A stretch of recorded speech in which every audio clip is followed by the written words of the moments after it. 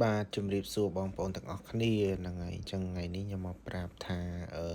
បាត់ដៃយើងមើលបែបម៉េចបានដឹងថាមនុស្សនឹងអាសាឬក៏ខ្ជិលបាទខ្ញុំនិយាយតែពីរចំណុចហ្នឹងឯណាបាទតែ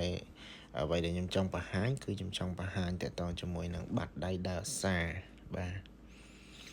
ចូលចិត្តធ្វើការលឿនបាទអញ្ចឹងយើងពិនិត្យមើលទៅលើគេហៅថាតម្រង់នៃបាត់ដៃនិងម្រាមដៃបងប្អូនបាទចឹងបងប្អូនឃើញខ្ញុំគូតម្រង់ជាការ៉េហ្នឹងទេបាទអញ្ចឹងបើសិនជាម្ចាស់បាត់ដៃហ្នឹងមានបាទមានគេហៅថា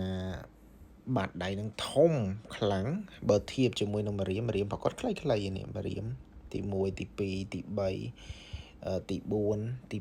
5ចឹងបើសិនជាយើងមើលទៅគេហៅថាវាអត់សមមៀតណាបាទមៀតហើយនឹងកម្ពស់ហ្នឹងគឺវាមិនសមគ្នាបាទចង់និយាយចឹង